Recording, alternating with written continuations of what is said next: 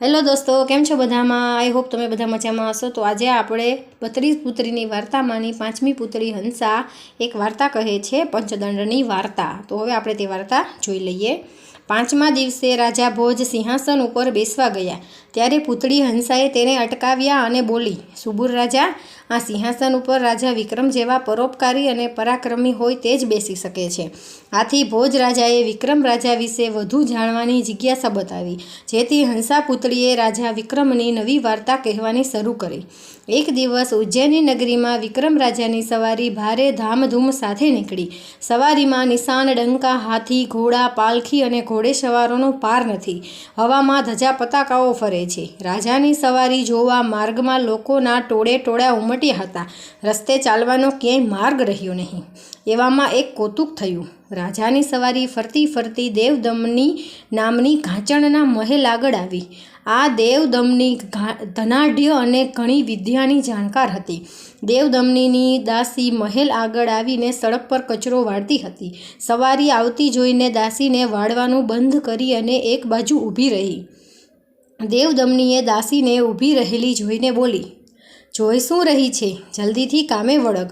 દાસી બોલી, બહેનબા, માર્ગ પર રાજાની સવારી પસાર થઈ રહી છે, માટે હું કચરો ઉવવું તે સારું ન કહેવાય। એ રાજા રહ્યો એના ઘરનો, તારે તો હું કહું તે જ કરવાનું છે। તું તારે ઝટ વાળવા માંડ। બિચારી દાસી તો ચિઠ્ઠીની ચાકર હતી। તે તો દેવદમનીના કહ્યા મુજબ ઝડપભેર જોર જોરથી વાળવા માંડી। થોડી વારમાં તો ચારે બાજુ ધૂળ ઉડવા લાગી। ધૂળ ઉડતી જોઈ રાજાના સિપાઈઓ ત્યાં દોડી આવ્યા। તેઓ તરત દાસીને ધમકાવવા લાગ્યા, અરે ગમાર, ભાન પડે છે કે નહીં? અહીં ધૂળ ઉડાડવાનું બંધ કર। દાસી તો રડતી રડતી દેવદમની પાસે ગઈ અને સિપાઈઓને તેને ધમકાવી તે કહ્યું। દેવદમની તો ગુસ્સે થઈને બોલી, અરે જોયો મોટો રાજા, જોઉં છું કે કેવો અહીંથી સવારી સાથે પસાર થાય છે। આમ બોલતા બોલતા જ દેવદમનીએ એક છુપાવી રાખેલો ચમત્કારી દંડ બહાર કાઢ્યો અને મહેલના આગળના રસ્તા પર દંડ વડે ધૂળના 3 લીટા કર્યા। લીટી દોરતાની સાથે જ રસ્તા વચ્ચે મોટી મોટી દિવાલ ઊભી થઈ ગઈ। હવે આગળ જવાનો રસ્તો બંધ થઈ ગયો। રાજાને આ વાતની ખબર પડતા તરત જ તેણે તે દિવાલો તોડવાનો હુકમ કર્યો। રાજાના હુકમ થતાની સાથે જ દિવાલો તોડવાનું કામકાજ શરૂ થયું। ઘણા પ્રયત્નો કર્યા, છતાં તે દિવાલ તૂટી નહીં। એટલું જ નહીં, તેમાંથી એક કાંકરીએ ખરી નહીં। રાજાને તો નવાઈ લાગી। તેમણે તરત જ દેવદમનીને બોલાવીને પૂછ્યું, આ શું, દિવાલો કેમ તૂટતી નથી? દેવદમનીએ કહ્યું, હે રાજન, આ દિવાલો તોડવાનું રહેવા દો। એ તો અભેદ દિવાલ છે। આ દિવાલ તો જેની પાસે પંચદંડ હોય તે જ તોડી શકે છે। રાજાએ પોતાની સવારી પાછી વાળી। તેમણે બીજે દિવસે રાજસભામાં ઘાંચણ દેવદમનીને તેડાવી અને પંચદંડ અંગે શું રહસ્ય છે તે પૂછ્યું। ત્યારે દેવદમની બોલી, મારી દીકરીને ચોપાટબાજી રમવાનો ઘણો શોખ છે, તો હું તમારી જોડે બાજી રમવા મોકલું છું, અને જો તમે મારી દીકરીને જીતી શકો તો તમે પંચદંડનું રહસ્ય કહો। રાજાએ વિચાર કરીને કબૂલ કર્યું અને તેને દીકરી નિર્મળ દમનીને તેડાવી। થોડી વારમાં નિર્મળ દમની પાલખીમાં બેસી સોળે શણગાર સજીને પાલખીમાં આવી। તેની કંચન જેવી કાયા, મૃગણા જેવા નેણ, વાળ વાળે મોતી પોરવેલા હતા, જાણે કે સ્વર્ગની અપ્સરા જ જોઈ લો। રાજા તો તેને જોઈને આભો જ બની ગયો। તેણે નિર્મળ દમનીને આવકારી માનપૂર્વક બેસાડીને કહ્યું, હે નિર્મળ દમની, તમે કઈ રમતમાં જાણો છો? હું તો બધી જ રમત જાણું છું। ગમે તે માંડો, મને કોઈ વાંધો નથી। આપણે 4 દિવસની રમત માંડીએ। તેમાં મારી એક શરત છે કે હું હારું તો તમારી દાસી થઈને રહું, અને તમે હારો તો તમારે મને રાજપાટ સોંપીને મારા દાસ બનીને રહેવાનો। કબૂલ, રાજાએ કહ્યું। 3 પાસાની રમત માંડી। આ વાત વાયુ વેગે આખાય નગરમાં ફેલાઈ ગઈ। રમતમાં હાર જીત કોની થાય તે જોવા લોકોના ટોળે ટોળા રાજસભામાં ઉમટવા લાગ્યા। રમત રમવી શરૂ થઈ। 1 દિવસ, 2 દિવસ, 3 દિવસ રમત ચાલી, પણ 3 દિવસમાં નિર્મળ દમની જીતી અને રાજા હાર્યા। રાજા તો પોતાના હારથી ખૂબ જ ઝંખવામાં પડી ગયા। લોકો પણ ચિંતામાં પડી ગયા। હવે રમતને ફક્ત 1 જ દિવસ બાકી હતો। રાજાને ખૂબ ચિંતા થવા લાગી। તેની ઊંઘ પણ હરામ થઈ ગઈ। તે પોતાના વિશે જાણવા માટે નગર ચર્ચાએ નીકળી પડ્યા। નગરમાં બધે જ લોકો રાજાની નિંદા કરી રહ્યા છે કે આટલા મોટા રાજા થઈને એક ઘાંચણની દીકરીને જીતી શક્યા નહીં। જો રાજા ચોથના દિવસે પણ હારશે તો શું થશે? વિક્રમ રાજા બધાની વાતો સાંભળી વધુને વધુ ચિંતિત થઈ ગયા. તેઓ અંતે હરસિદ્ધિ માતાને મંદિરે ગયા અને માતાને વિનવણી કરવા લાગ્યા. હે માતાજી, હું તમારે શરણે આવ્યો છું, મારી લાજ રાખો. થોડી વારમાં તો માતાજી સાક્ષાત પ્રગટ થયા અને બોલ્યા, હે રાજન, તું જે ઘાંચણીની દીકરી સાથે રમવા બેઠો છે તે યુવતી કોઈ સાધારણ સ્ત્રી નથી, પરંતુ ઇન્દ્ર રાજાના દરબારની શાપિત અપ્સરા છે. એની લીલા તારે જોવી હોય તું વેતાળ સાથે ઇન્દ્ર સભામાં જા. તે ત્યાં નૃત્ય કરતી દેખાશે અને તેને ત્યાં જ જીતવાનો ઉપાય જળી જશે. વિક્રમ રાજાએ તો તરત વેતાળનું સ્મરણ કર્યું અને વેતાળ હાજર થઈ ગયો. રાજા વેતાળ સાથે ઇન્દ્રલોકમાં પહોંચી ગયા. ઇન્દ્રના દરબારમાં નિર્મળ દમની નૃત્ય કરી રહી હતી. રાજા સભાની પાછળ અદ્વૈશ્ય સ્વરૂપે રહ્યા. નૃત્ય પૂરું થતાં ઇન્દ્ર રાજાને ખુશ થઈ નિર્મળ દમનીને એક હાર ભેટ આપ્યો. નિર્મળ દમનીએ હાર લઈને બાજુમાં મૂક્યો કે તરત જ વેતાળે અદશ્ય રીતે હાર ઉપાડી લીધો. બીજા નૃત્ય વખતે પાનનું બીડું આપ્યું, તે પણ વેતાળે લઈ લીધું. ત્રીજી વખત નિર્મળ દમનીના પગમાંથી ઝાંઝર નીકળી જતાં વીર વેતાળે તે ઉપાડી લઈ બંને જણા ત્રણે વસ્તુ લઈને પૃથ્વી પર પાછા આવી ગયા. નૃત્ય કરતાં થાકેલી દમની સ્વર્ગલોકમાંથી લોકમાં આવી. ઘેર આવીને સૂઈ ગઈ. સવારે થતાં નિર્મળ દમનીની સભા આવી. થોડી વારમાં તો પાસાની રમત શરૂ થઈ ગઈ. રમત રમતા રાજાએ દમનીને કહ્યું, કાલે મને મોડી રાતે ઊંઘમાં એક સ્વપ્ન આવ્યું કે તું સ્વર્ગલોકમાં ઇન્દ્રસભામાં નૃત્ય કરી રહી છે. તારા નૃત્ય પર ખુશ થઈને ઇન્દ્ર રાજાએ તને એક હાર ભેટ આપ્યો હતો.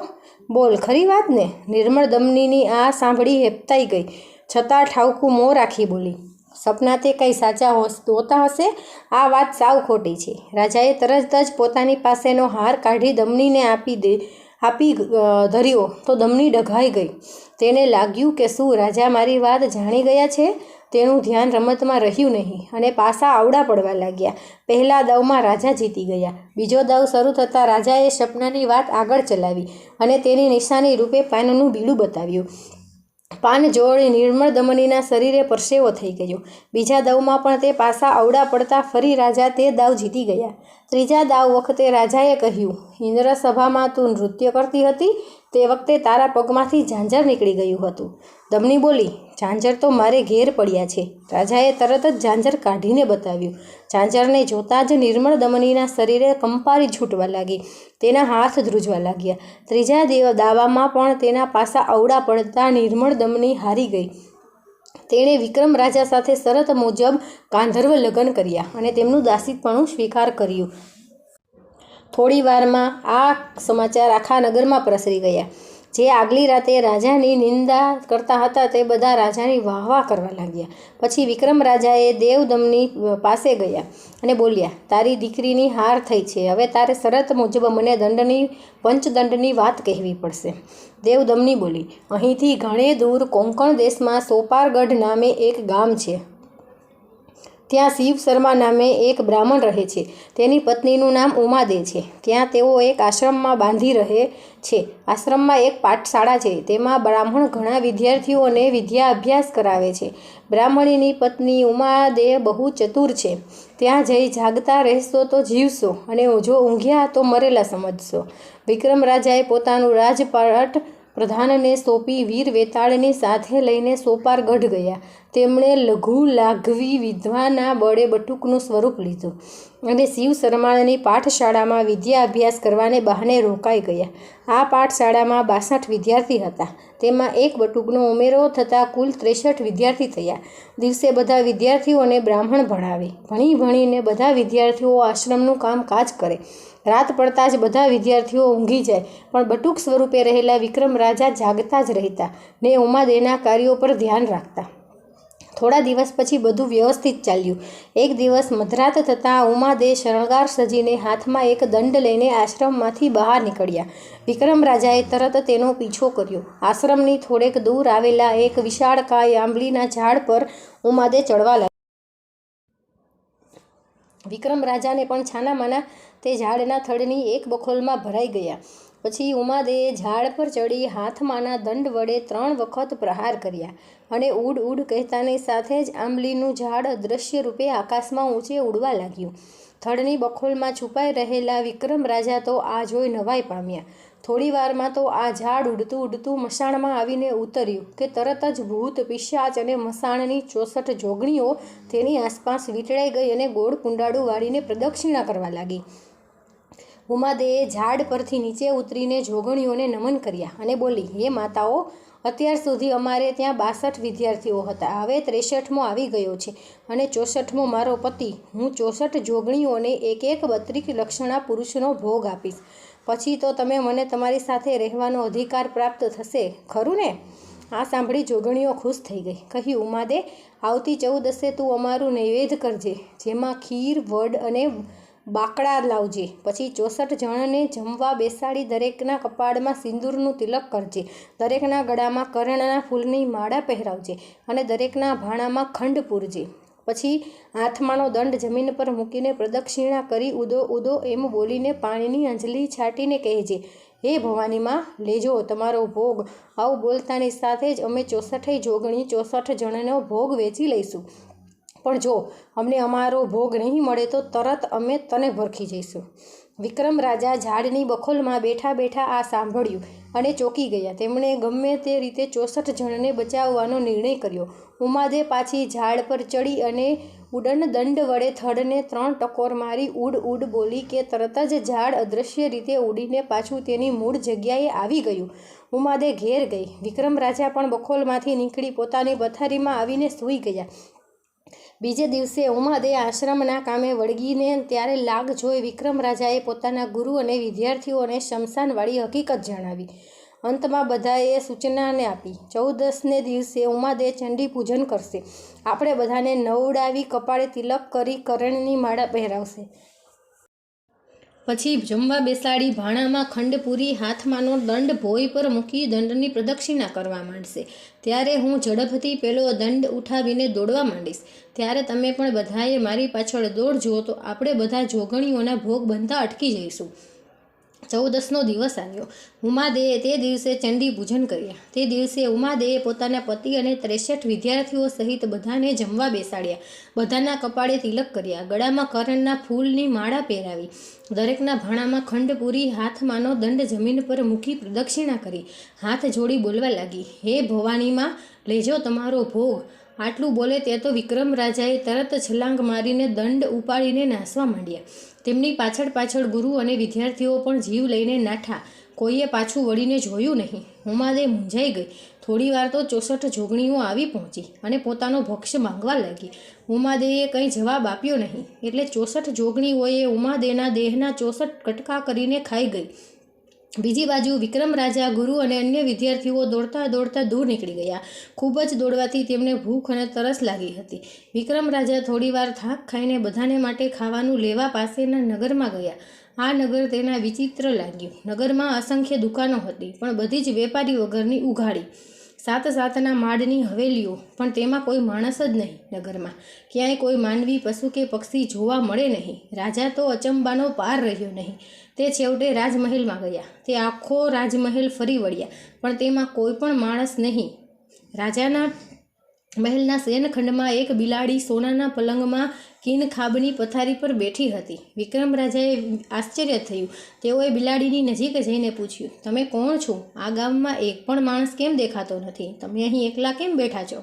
જવાબમાં બિલાડીએ એક કાજળની દાબડી લાવી રાજાને સંકેત કરી જણાવ્યું, મારી આંખમાં આંજો. રાજાએ આંખમાં આંજ્યું એટલે તરત જ બિલાડી 16 વર્ષની રૂપાળી રાજકુમારી બની ગઈ. કુંવરી બોલી, હે રાજન, તમે કોણ છો? વિક્રમ રાજાએ કુંવરીને પોતાની ઓળખાણ આપી અને પોતે બિલાડી કેવી રીતે બની ગઈ તેની વિગત જણાવવા લાગી. કુંવરી બોલી, આ નગરમાં એક રાક્ષસ રહે છે. તેને નગરને ઉજ્જડ કરી નાખ્યો છે. તેના ત્રાસથી આ નગરના બધા માણસો અહીંથી નાસી ગયા છે. એકલી હું જ તેના સકંજામાં સપડાઈ ગઈ છું. હું અહીંના રાજાની રાજકુંવરી છું. રાક્ષસે મને કેદ કરીને રાખી છે. તેને કદી મારી પર કુદ્રષ્ટિ કરી નથી. તે તો મને પુત્રી ગણીને રાખે છે. જ્યારે તે બહાર જાય છે ત્યારે કાજળ આંજીને મને બિલાડી બનાવી દે છે. જ્યારે પાછો આવે ત્યારે ફળી કાજળ આંજીને મને રાજકુંવરી બનાવી દે છે. તે મારા સિવાય કોઈને જીવવા દેતો નથી. તમે અહીંથી નાસી જાઓ. તેનો આવવાનો હવે સમય થઈ ગયો છે. રાજાએ કહ્યું, હું ગમે તેવા રાક્ષસથી ડરતો નથી. તને એકલી મૂકીને હું અહીંથી નહીં જઈ શકું. રાજકુંવરી બોલી, હે રાજન, આ રાક્ષસ બહુ ખતરનાક છે. વળી તેની પાસે એક અજીત નામનો ચમત્કારિક દંડ છે. આને લીધે તેની સામે ગમે તેવો બળિયો ટકી શકતો નથી. તે દરરોજ અજીત દંડની પૂજા કરે છે. તેણે એકવાર મને કહેલું કે જે કોઈ એ દંડ રાક્ષસના માથા ઉપર ફટકારે તો જ તે મરે, પરંતુ તે એક પણ દંડને હેઠો મૂકતો નથી. ફક્ત પૂજન વેળાએ જ તે દંડ નીચે મૂકે છે. તે હવે આવો તો જ હશે, નહીંતર તમારું મોત નક્કી થશે. વિક્રમ રાજાએ તેને ધીરજ આપી અને કહ્યું, તું મારી ચિંતા ન કર. મને રાક્ષસની જરા પણ બીક નથી. મને તું મહેલમાં સંતાવવાની જગા બતાવ. કુંવરીએ વિક્રમ રાજાને સંતાવવાની જગા બતાવી. રાજાએ કુંવરીને અંજન આંજી ફરી બિલાડી બનાવી દીધી અને પોતાના પૂજાના રૂમમાં સંતાઈ ગયા. થોડી વારમાં રાક્ષસ હાથમાંનો દંડ ઉગામતો મહેલમાં આવી પહોંચ્યું. તેણે અંજની થી બિલાડીને રાજકુમારી બનાવી. પછી નાહી ધોઈને દંડની પૂજા કરવા બેઠો. પૂજા વેળાએ રાક્ષસે દંડને નીચે મૂકીને તેની પ્રદક્ષિણા કરવા માંડી કે તરત જ રાજા બહાર આવી ગયા અને દંડ ઉપાડી રાક્ષસના માથા પર ઘા ઝીકી દીધો. દંડનો ઘા થતાં જ રાક્ષસ તડફડતા મરતો મરી ગયો. રાક્ષસના મરણના સમાચાર થોડી વારમાં કુંવરીએ બધે ફેલાવી દીધા. આજુબાજુમાં સંતાઈ રહેલા લોકો પાછા નગરમાં આવવા લાગ્યા. નગરનો રાજા પણ નગરમાં પાછો આવ્યો. તેણે વિક્રમ રાજાને પોતાની કુંવરીને રાક્ષસના કેદમાંથી મુક્ત કરવા બદલ ખૂબ આભાર માન્યો અને પોતાની કુંવરીને પરણવા માટે રાજાને આગ્રહ કર્યો. વિક્રમ રાજાએ પોતાની સાથે બીજા 63 જણ છે તેનો ઉલ્લેખ કર્યો. નગરના રાજાએ 63 જણાને મહેલમાં બોલાવ્યા અને બધાની સારી સરભરા કરી. બીજા દિવસે રાજાએ પોતાની રાજકુંવરીને વિક્રમ રાજા સાથે ધામધૂમથી પરણાવી તેનો સારો કર્યાવર આપી વડાવી. વિક્રમ રાજાએ 63 જણા અને કુંવરી સાથે ત્યાંથી વિદાય થયા. તેમણે ગુરુ અને 62 વિદ્યાર્થીઓને તેના આશ્રમે મૂકી પોતે કુંવરીને લઈને ઉજ્જૈની આવ્યા.